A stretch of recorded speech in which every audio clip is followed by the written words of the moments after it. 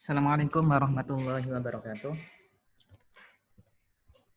Oke, untuk hari ini kita akan belajar mengenai materi selanjutnya ya.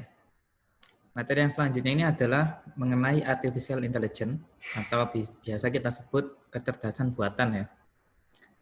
Di sini saya ambil PPT-nya dari Bu Entin. Bu Entin ini adalah salah satu dosen AI di PENS. Nah, jadi di sini saya akan jelaskan mengenai pengenalannya dulu ya. AI itu seperti apa, konsep AI itu seperti apa, terus penerapan dari AI itu di mana saja gitu ya. Nah, untuk AI sendiri, kalau dari pengertiannya ya, kecerdasan buatan, nah, jadi dengan menggunakan AI, ini nanti diharapkan sebuah sistem, ya, sebuai sistem itu bisa mempunyai kecerdasan seperti yang dimiliki oleh manusia.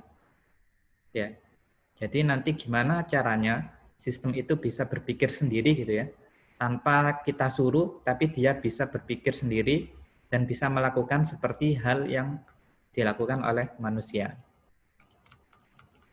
Oke, definisi AI.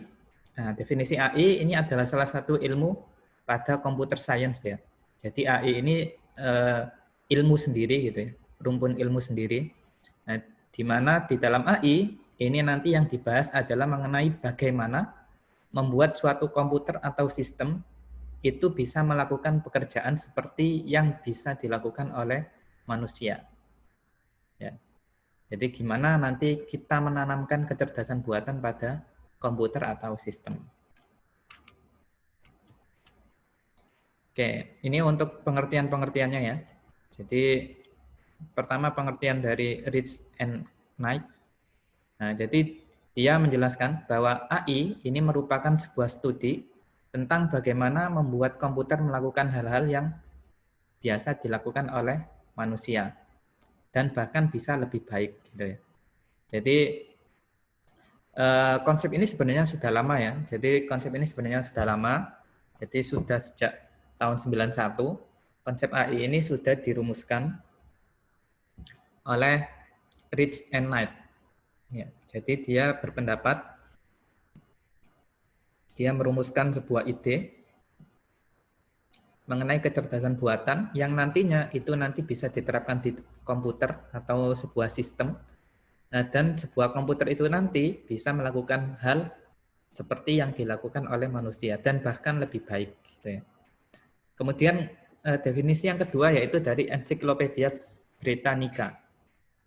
Nah, jadi hampir sama. Jadi AI ini adalah cabang ilmu ya.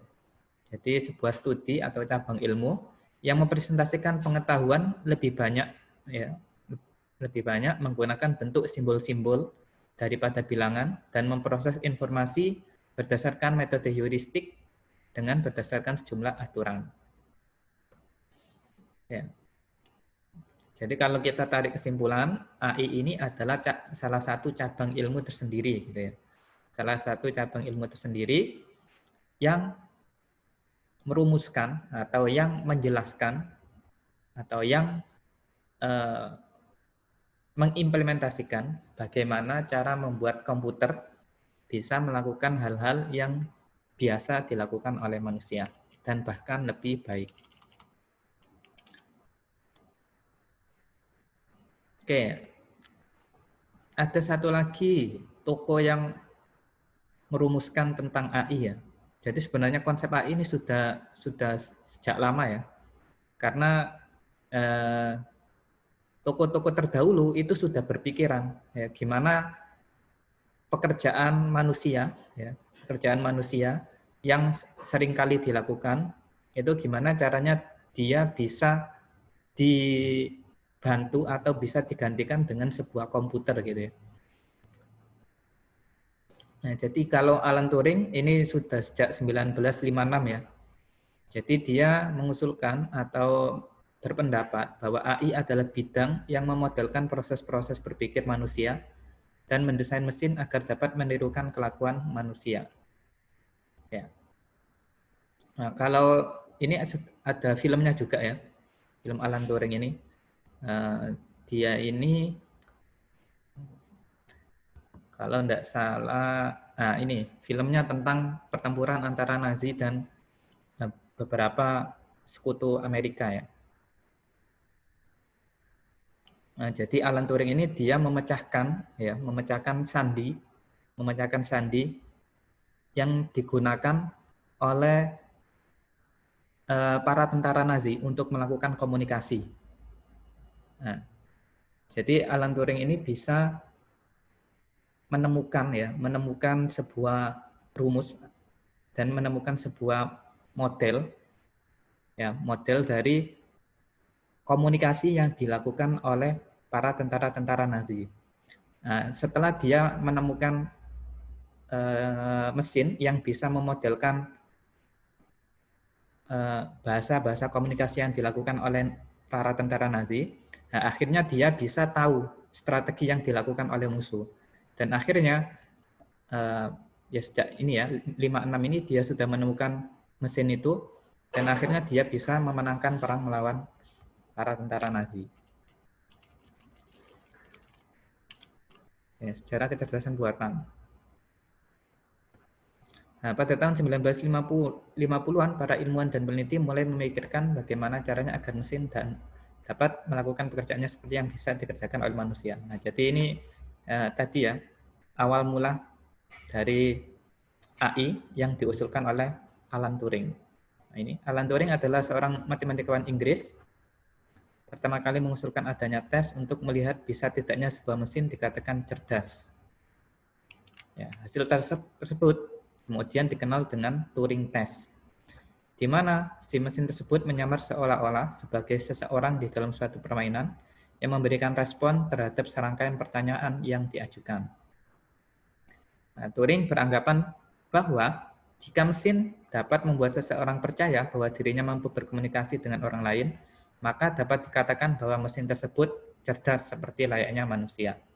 Nah, jadi awal mulanya konsep AI adalah seperti yang diusulkan oleh Alan Turing ini. Jadi dia mencoba menerapkan model ke dalam sebuah mesin, ya.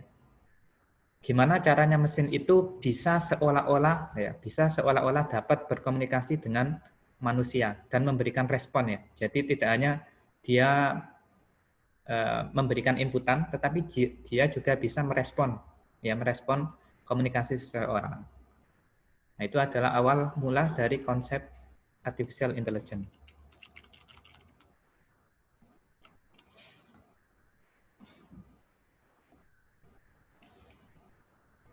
Nah, kecerdasan buatan sendiri dimunculkan oleh seorang profesor dari Massachusetts Institute of Technology atau biasa kita kenal MIT ya. MIT yang bernama John McCarthy ya pada tahun 56 pada Dartmouth Conference yang dihadiri oleh para peneliti AI. Nah, jadi ini adalah awal mula atau sejarah dari konsep yang kita namakan sekarang adalah artificial intelligence. Oke, ini sejarahnya ya, bisa dilihat di sini mulai tahun 41 first electronic computer ya, komputer elektronik pertama. Kemudian 49, 56, nah ini ya, 56 the birth of AI, artificial intelligence. Nah, jadi awal mula kelahiran AI adalah mulai tahun 56.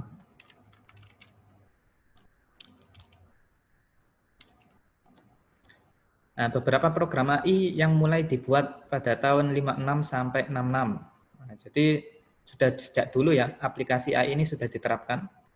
Nah, salah satu penerapannya ini logic theories ya diperkenalkan pada Dartmouth Conference. Program ini dapat membuktikan teorema-teorema matematika. Nah, jadi logic theories ini dia bisa menggantikan ya program-program yang berhubungan dengan matematika. Kemudian SEM diprogram oleh Robert Galinsey.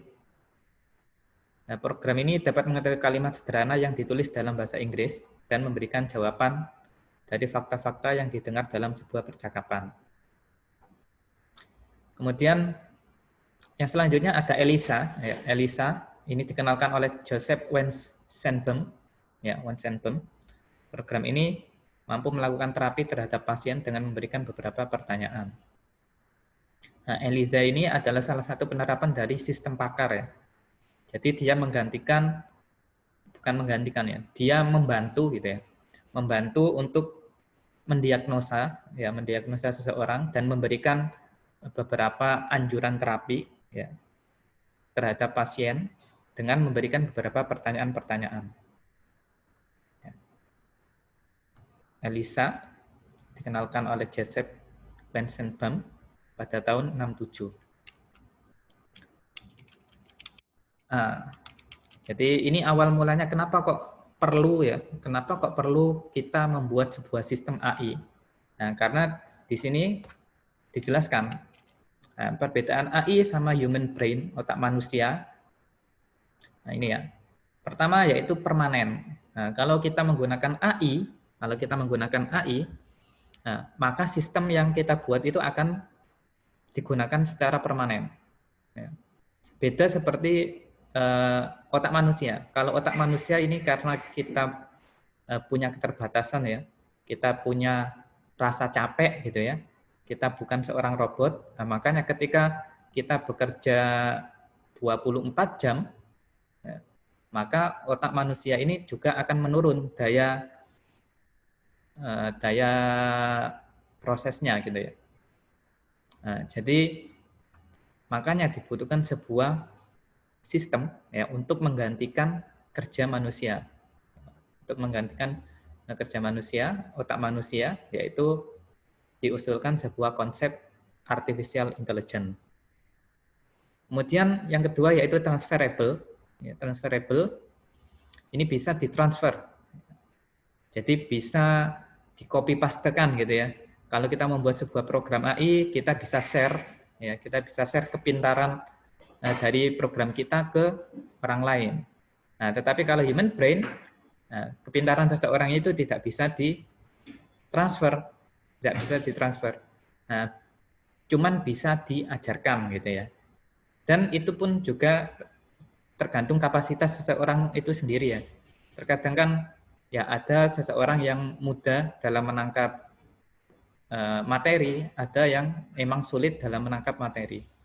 Nah, jadi kalau human brain ini sulit untuk ditransferkan.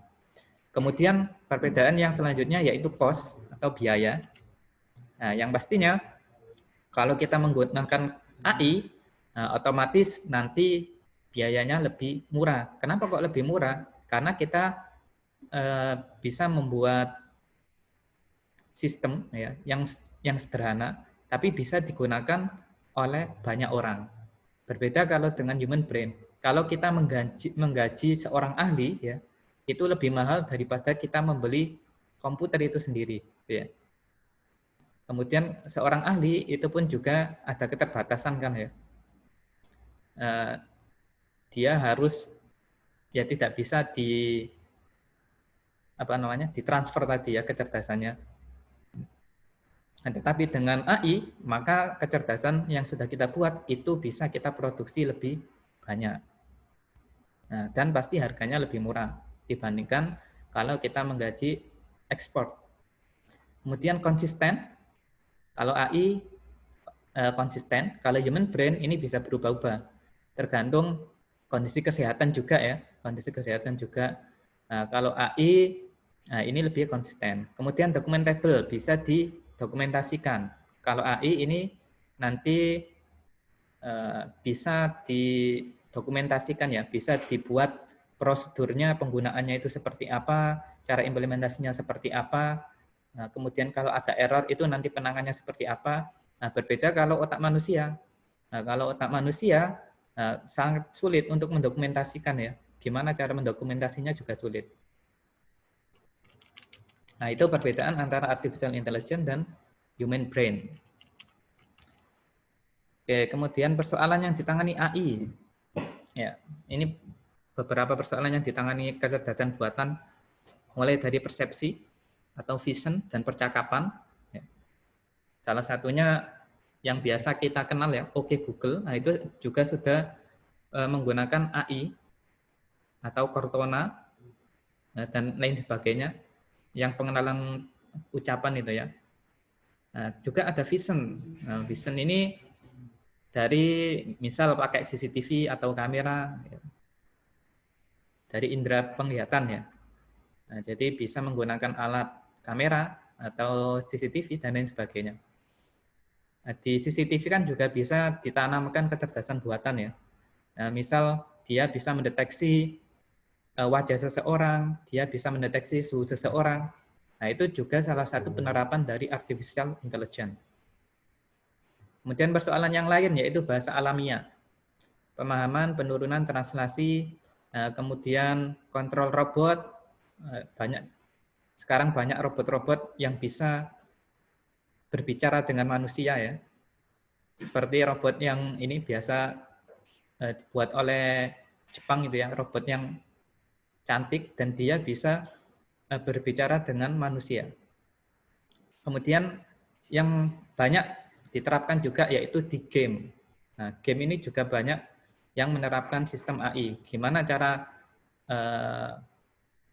menjawab pertanyaan-pertanyaan yang diajukan oleh penggunanya. Gimana cara menangani misal strategi berperang. Nah, itu juga sudah diterapkan AI semua ya. Kalau sampean pakai Mobile Legends, PUBG dan lain sebagainya itu sudah diterapkan konsep AI. Kemudian persoalan matematis, engineering, diagnosa bidang kedokteran. Nah, diagnosa bidang kedokteran ini salah satunya tadi ya, ada sistem pakar tadi. Yang ELISA tadi itu salah satu kegunaan AI di diagnosa bidang kedokteran. Kemudian analisa finansial dan lain sebagainya ya. Studi area artificial intelligence. Nah, ini ya. Domain artificial intelligence ini ada banyak, bisa diterapkan hampir di berbagai bidang ya, mulai dari robotik, perception, medical, engineering, finansial, dan lain sebagainya. Natural language, NLP ya, natural language programming, nah itu juga sudah menerapkan konsep AI. Kemudian subdisiplin ilmu dari AI, yang ini tadi, seperti yang saya jelaskan, ada sistem pakar. Nah, sistem pakar itu bagaimana? Yaitu komputer digunakan sebagai sarana untuk menyimpan pengetahuan para pakar. Jadi nanti komputer itu dibuat layaknya dia seorang ahli. Nah, jadi komputer nanti bisa mendiagnosa orang itu sakit apa, orang itu terkena penyakit atau enggak. Nah, itu bisa dilakukan dengan menggunakan sistem pakar. Dan sistem pakar ini tidak hanya diterapkan di bidang medis, tetapi bisa diterapkan dimanapun, di pendidikan juga bisa.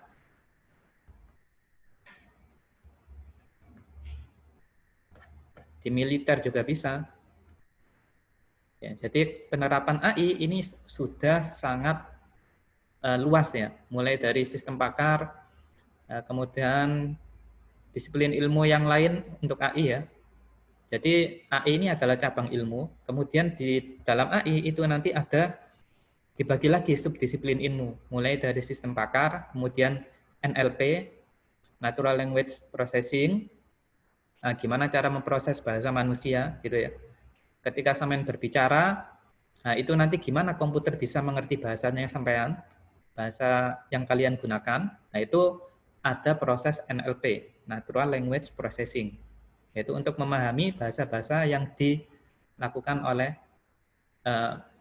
manusia sehari-hari. Ya, jadi subdisiplin ilmu sistem pakar, subdisiplin ilmu artificial intelligence ada sistem pakar, kemudian NLP. Ini penerapannya ya, aplikasi dari Natural Language Processing. Kemudian contoh NLP juga di misal Google Translate gitu ya. Nah, di situ kan ada icon mikrofon. Nah, itu sampean bisa berbicara di situ atau dia juga bisa menjelaskan tulisan yang ditampilkan di komputer itu apa gitu ya. Dia bisa mengeluarkan suara. Nah, itu salah satu penerapan dari NLP, Natural Language Processing. Nah, gimana cara membuatnya? Nanti sampean akan dipelajari di materi artificial intelligence itu sendiri. Jadi ada materinya sendiri ya untuk AI ini. Nah, untuk pertemuan kali ini saya akan jelaskan ya sedikit pengenalan mengenai AI. Kemudian aplikasi AI yang lain. Tadi ya, sistem pakar, NLP, kemudian speech recognition, pengenalan ucapan, kemudian robotika dan sistem sensor. Kemudian computer vision, machine learning. Nah, machine learning ini juga banyak sekali diterapkan ya. Konsepnya adalah agar komputer dapat bertindak seperti dan sebaik manusia. Maka juga harus diberikan bekal pengetahuan dan mempunyai kemampuan untuk menalar. Nah, jadi machine learning ini banyak sekali digunakan. Kenapa? Karena dengan machine learning ini nanti komputer itu bisa berpikiran atau bisa mengambil keputusan layaknya manusia berdasarkan data-data atau ya berdasarkan pengalaman-pengalaman yang diinputkan pada komputer itu. Ya, jadi konsepnya machine learning itu seperti itu. Jadi dia harus punya data mentalnya dulu, harus punya data pengalaman terlebih dahulu. Nah, kemudian ketika ada studi kasus yang baru, maka dia bisa memutuskan, oh apakah kondisi itu keputusannya seperti ini. Nah, misal contohnya ya di machine learning itu sudah ada data, ya data trainingnya, kita sebut data mentahnya gitu ya, data training. Kalau misal langitnya cerah, kemudian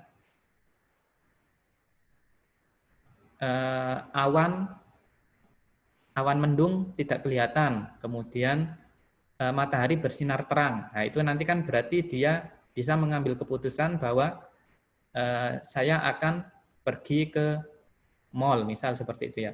Terus kalau misal awannya mendung, terus hari hujan, terus matahari tidak terlihat, nah berarti nanti dia bisa mengambil keputusan bahwa saya tidak akan pergi ke mall, misal seperti itu ya. Itu contoh penerapan dari machine learning. Sederhananya seperti itu. Nah, contoh penerapan AI ini ya, ada game playing. Jadi pernah dibuat di ini ya, di permainan catur dari perusahaan Deep Blue. Ini dia membuat sebuah sistem ya, sebuah sistem untuk permainan catur dan dia bisa mengalahkan juara catur internasional yaitu Garry Kasparov ya, Garry Kasparov. Nah, foto ini diambil pada tahun 97 ya. Nah, jadi ini Garry Kasparov melawan sistem AI ya. Nah, dan ini dimenangkan oleh Deep Blue. Deep Blue ini perusahaan yang membuat sistem AI-nya itu ya. Lingkup kecerdasan buatan pada aplikasi komersial. Nah, kecerdasan buatan ini bisa diterapkan di berbagai bidang ya, mulai dari pertanian, pabrik, kesehatan, pekerjaan rumah tangga, dan lain sebagainya. Contoh di pertanian, dia bisa mengontrol ini untuk memantau hama, memangkas pohon, pemilihan hasil panen, dan lain sebagainya. Oke ya. Jadi itu mengenai artificial intelligence. Jadi pengantar ya, ini pendahuluan dari artificial intelligence. Nah, untuk topik ya, untuk topik-topik nanti yang akan dibahas di mata materi kuliah artificial intelligence, ini ada beberapa ini ya. Mulai dari overview ini pengenalan mengenai AI itu sendiri seperti apa. Kemudian representasi pengetahuan 1, representasi pengetahuan 2, ini materi-materinya ya, topik-topik materi yang akan dibahas di mata kuliah artificial intelligence. Ada semantic network, search algorithm. Nah, ini gimana cara mencari, melakukan pencarian gitu ya. Gimana membuat algoritma pencarian. Nah, bisa pakai deep first, hill climbing, breadth first, terus min max. Nah, itu semuanya adalah algoritma-algoritma untuk pencarian. Kemudian ada NLP, expert system, fuzzy logic. Nah, ini adalah semuanya adalah materi-materi yang nanti akan disampaikan di mata kuliah artificial intelligence. Jadi sampai ini ya, neural network sampai genetic algorithm.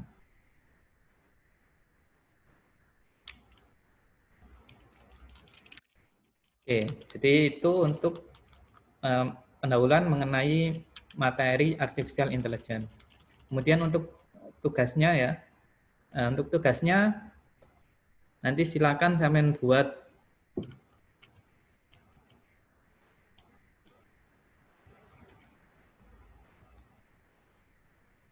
ini ya, buat rangkuman aja. Buat rangkuman, sampean bisa ngambil topik dari ini, representasi pengetahuan, kemudian atau bisa juga, pokoknya ini ya, sampean buat rangkuman, topiknya sampean boleh ambil dari salah satu materi kuliah yang ada di sini. Bisa sampean ngambil ini search algorithm yang deep first, bisa ngambil yang search algorithm yang hill climbing, breadth first, min max, atau topik-topik yang lain. NLP, expert system, fuzzy logic. Nah, ini nanti sampean buat rangkuman dari beberapa materi yang ada di sini. Ya. Oke, jadi saya rasa untuk materi artificial intelligence ini saya rasa cukup sampai di sini. Nanti kalau ada pertanyaan silakan di chat di grup ya. Oke, saya akhiri, kurang lebihnya saya maaf. Assalamualaikum warahmatullahi wabarakatuh.